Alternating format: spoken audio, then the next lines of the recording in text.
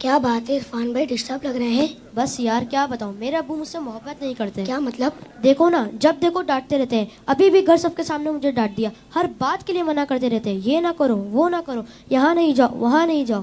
اتفاق سے میرے ابو بھی ایسے ہی ہیں. مجھے تو ایسا لگتا ہے دنیا کے سارے ابو ایک جیسے ہوتے ہیں. صحیح کہہ رہے ہیں آپ. نہ کہیں گھومنے لے کر جاتے ہیں اور نہ ہی کوئی میری فرمائش پوری کرتے ہیں. صرف سنڈے کے سنڈے دیکھنے کو ملتے ہیں، ورنہ صبح جاتے ہیں اور رات کو ہمارے سونے کے بعد آتے ہیں. دوسرے بچوں کے پاپا انہیں مہنگے مہنگے کھلونے اور چیزیں دلاتے ہیں. میرے ابو تو بس مجھے امید ہی دیتے رہتے ہیں. جی ہاں، آپ نے بالکل صحیح کہا. دنیا کے سارے ابو ایک جیسے ہی ہوتے ہیں.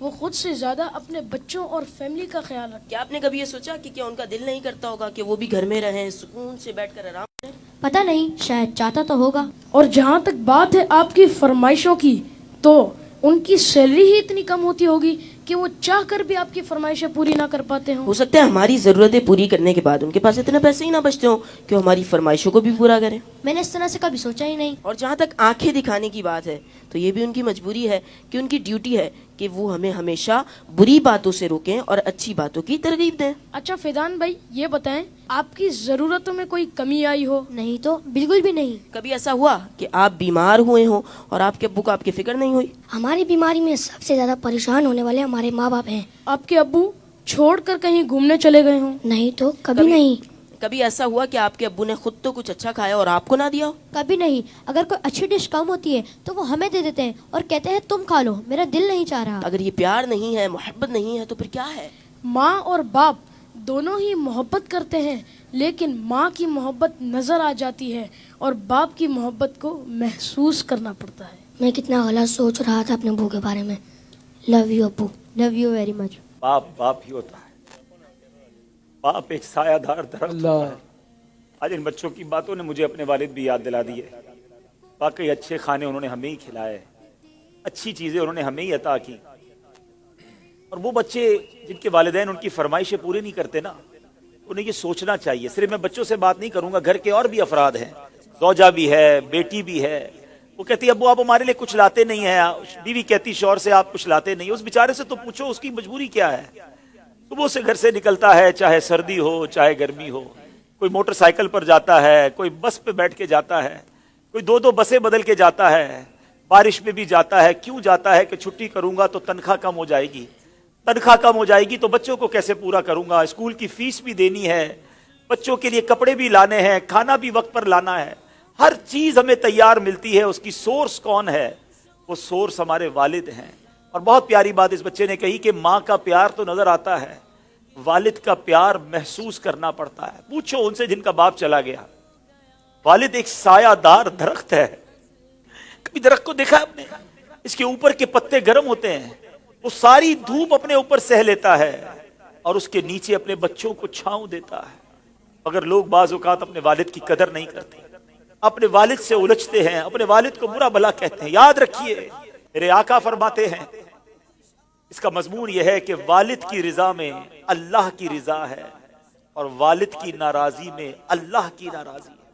کبھی اپنے باپ کو ناراض مت کرنا. اگر وہ بوڑھے ہو گئے ہیں تو اب تمہاری باری آئی ہے، ان کی خدمت کرو. انہیں یہ احساس دلاؤ کہ اب میری باری ہے آپ کی خدمت کرنے کی. ہم اپنی ماں کو تو کہہ بیٹھتے کہ ماں میں تم سے بہت پیار کرتا ہوں.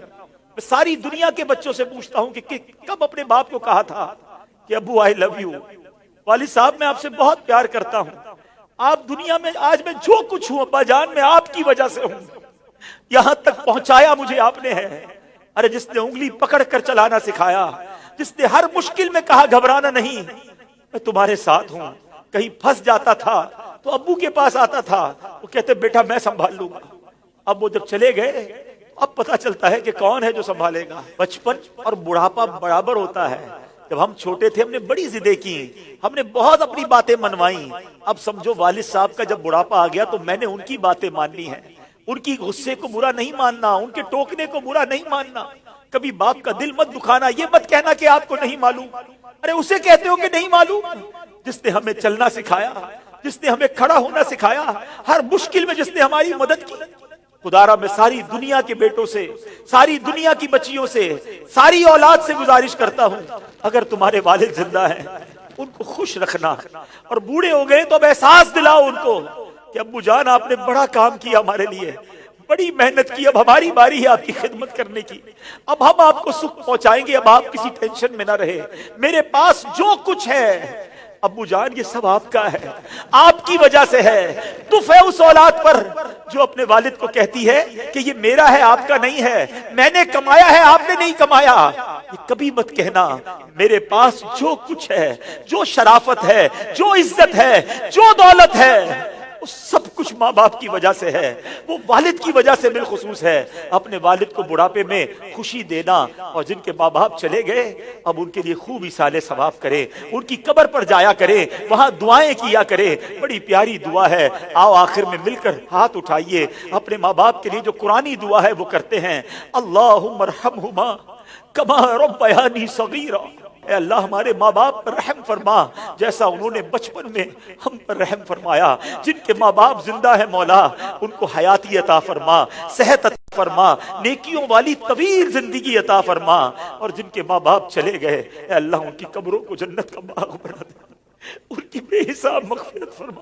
تیرے دربار میں ہم دعا کرتے ہیں، انہوں نے ہم پر بڑی مہربانیاں کی ہیں، تو ہمارے ماں باپ پر مہربانی فرما، آمین بجاہ النبی الامین صلی اللہ تعالی علیہ وسلم۔ میں ان بچوں کا شکریہ ادا کرتا ہوں، امید ہے کہ آج آپ کے اس سیگمنٹ کی وجہ سے کئی بیٹے اپنے ماں باپ بالخصوص والد کے قریب ہو جائیں گے۔ اگر کسی نے باپ کا دل دکھایا ہے آج ہی جا کے معافی مانگ لو، ان کے پیر پکڑ لو، کیونکہ والد راضی تو رب راضی، والد ناراض تو رب ناراض۔ جنت میں مصطفیٰ کے صحابہ جہاں رہے، یا رب میری دعا ہے میرے بابا